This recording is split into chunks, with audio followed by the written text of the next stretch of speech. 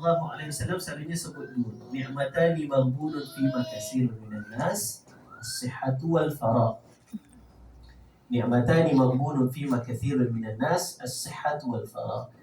Dua perkara nikmat yang Allah Subhanahu wa taala berikan yang kadang-kadang kita terlupa, terlalai sebentar. Apa itu? Kesihatan dan juga masa lapang. Kesihatan dan juga masa lapang. Kenapa saya sebutkan hadis ini? Kerana ada kemana dengan peristiwa nisfu Sya'ban. Bila kita hidupkan malam nisfu Sya'ban ini, salah satu perkaranya adalah jangan kita lupa agar Allah Subhanahu wa taala juga memberikan kita semangat untuk kita sentiasa menjaga kesihatan kita dan juga untuk kita sentiasa dapat mengambil sebanyaknya ruang yang kita bolehi daripada Allah Subhanahu wa taala. Kerana nak isi masa yang kosong ni sebenarnya bukan senang orang Muslim. Saya tak nak sebut yang bahagian kesihatan lah, itu sebenarnya sedih maklum. Tapi masa ni orang Muslim, masa ni subhanallah, dia datang pagi, tiba-tiba dah malam. Kita pergi kerja, tiba-tiba dah malam. Sebab itu masa ni para sekalian sangat-sangat penting, rezeki yang sangat-sangat penting yang Allah Subhanahu Wa Taala berikan kepada kita. Kita kalau boleh sedaya upaya plan masa kita dengan sebaik-baiknya apa yang kita nak lakukan. Kalau kita nak rehat tak ada masalah, tapi masa kita kadang-kadang bila kita plan pun kita terbuat yang unplanned. Kita dah plan, kita terbuat yang unplanned. Kita dah nak buat yang ini, nak buat yang itu, kita belok sikit. Sebab itu dalam kehidupan kita bukan sekadar kita plan apa yang kita nak buat, kan? Tapi kita minta Allah Subhanahu Wa Taala plankan untuk kita. Kita plan itu bagus, kita sentiasa usahakan buat lakukan, tapi kita juga minta agar Allah Subhanahu Wa Taala, ya Allah, plankanlah masa saya supaya ia penuh dengan keberkatan dan penuh dengan keimanan. Kerana masa kita ni sebenarnya kalau kita rasakan pendek, sebab tu kalau kita cerita dah jadi lebih dari 5 minit lah. Jadi apa ni?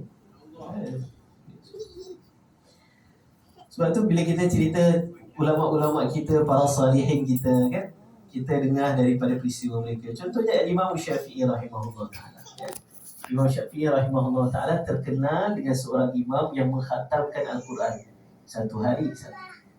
Kalau Ramadan, satu hari 2 kali. Kalau kita fikir, kan, guna logik kita memang mustahil daripada kita. Mustahil satu hari Quran boleh ke? Boleh satu hari Quran. Kita Yasin tadi, wal Quranil Hakim tadi 7 ayat kita dah penat. Innaka laminal mursalin. Dah, kita pun dah mursal. Kita pun dah dihantar. Ke mana? Ke alam yang lain. Wallahu a'lam bishawab. Tapi ini satu Quran barang sekalian. Satu Quran satu hari. Sebab Imam Syafi'i kata, aku melihat Al-Quran ni macam lamhatil basar, macam lalu cepat. Pasal apa? Ayat-ayat tu dah biasa dah dalam otak. Jadi bila baca biasa, tengok macam biasa. Sebab bila baca Quran tu dah nampak biasa. Sehingga kan Imam Syafi'i rahimahullah ta'ala terkenal dengan orang yang susah nak tidur malam. Kenapa? Sebab bila rehat dia sekejap, nampak ayat Quran kat depan. Bila nampak ayat Quran dekat depan, terkeluar pula hukum fiqh. Oh, ni hukum fiqh kata gini. Dah nampak kat depan, kanan. Belok kanan nak cuba tidur, nampak lagi ayat Quran. Kita kanan nampak handphone, kiri nampak diffuser, depan nampak TV.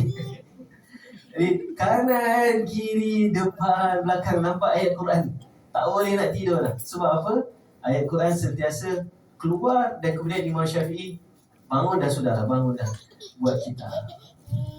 Jadi Imam Syafi'i ni memang terkenal dengan dalam keadaan yang sedemikian. Kita bukan nak ceritakan untuk jadi macam Imam Syafi'i.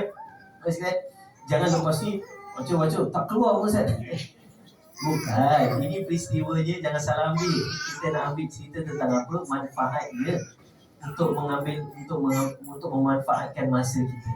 Jadi dalam nisfu Sya'ban juga, salah satu perkara yang kita boleh juga ambil peluang adalah untuk besarkan niat kita. agar Allah Subhanahu Wa Taala menganugerahkan kita masa yang penuh dengan keberkatan. Masa kita yang penuh dengan keberkatan. Yang mana Allah Subhanahu Wa Taala memberikan kita tidak penat untuk sentiasa melakukan ibadah kepada Allah. Dalam keadaan kita bekerja, dalam keadaan kita berzikir, dalam keadaan kita membaca Al-Quran, dalam keadaan kita melakukan kebajikan, apa sahaja kita mohon agar Allah Subhanahu Wa Taala memberikan kita masa yang penuh dengan kebaikan.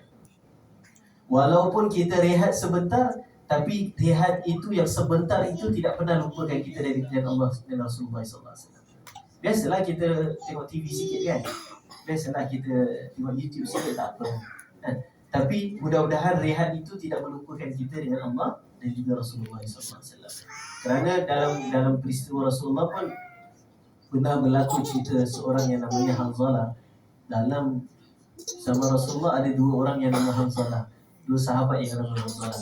Jadi ada satu sahabat yang Hanzalah yang dikenali sebagai Ghasilul Malaikah, yang mana bila beliau baru kahwin, kemudian pergi berperang, kemudian syahid, kemudian bila baru kahwin kan, baru melakukan hubungan kan? Jadi belum sempat mandi, pergi peperangan. Pergi peperangan, meninggal. Bila meninggal, malaikat yang mandikan. Sebab itu dinamakan sebagai Ghasilul Malaikah. Tapi ini Hanzalah yang lain yang saya ceritakan. Ini Hanzalah yang lagi satu. Bila Hanzalah ini sampai rumah, dia rasa gelisah. Keluar rumah, jumpa Abu Bakar. Tanya Abu Bakar nak pergi mana, nak jumpa Rasulullah? Hanzalah berkata, saya pun nak jumpa Rasulullah. Kenapa? Sampaikan kepada Rasulullah, ya Rasulullah, bersama dengan Rasulullah ni selalu terasa macam seolah-olah syurga dengan neraka di hadapan.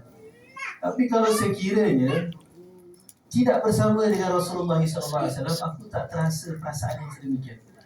Rasulullah kata kepada Hanzalah, ya Hanzalah, as-sa'atu fas-sa'ah. Maksudnya setiap perkara itu ada masa dia. Ada masanya kamu dalam ibadah yang macam gini, ada masanya kamu dalam ibadah yang rehat. Jadi itu bukan berarti bila kita tak apa, rehat tengok cerita TV sikit, tak apa, tapi jangan sampai ke tahap perkara itu menjadi tujuan utama kita. Sehingga kan bila kita nak tutup TV itu, bila kita nak bergegas nak lakukan ibadah, rasa berat. Itu maknanya kita terlepas memasangkan niat untuk beribadah. Jadi bila kita melakukan sesuatu perkara yang walaupun nampaknya rehat, itu bukan sekali-sekala, itu bukan sama sekali pun untuk menjauhkan diri kita daripada Allah Subhanahu Wa Taala. Jadi masa ni maknanya sekalian adalah satu perkara yang sangat-sangat berharga. Sebab tu Imam Syafi'i bila ditanyakan, apa yang kamu dapat manfaat duduk dengan orang-orang tasawuf, orang-orang sufi, ini orang-orang yang dekat diri dengan Allah Subhanahu Wa Taala. Adraktu qawlan wahidan. Imam Syafi'i kata, aku dapat satu perkara daripada mereka. Apa tu? Al-waqtu kas-sayf illam taqta'hu qata'aka. Aku dah dapat daripada orang-orang yang dekat diri dengan Allah Subhanahu Wa Taala satu perkara. Apa itu? Imam Syafi'i kata, masa itu ibarat pedang. Bagi mereka itu, masa itu ibarat pedang. Illam taqta'hu qata'aka. Kalau sekiranya kamu tidak memotongnya, dia akan memotong kamu. Itu Imam Syafi'i kata, dia dapat manfaat bila duduk dengan orang-orang yang dekat diri dengan Allah. Dia dapat memahami kehebatan masa itu untuk mengambil masa dengan sebaik-baiknya. Jadi dalam keadaan yang sedemikian, kita kembali cerita kepada Rasulullah SAW. Rasulullah SAW, tengok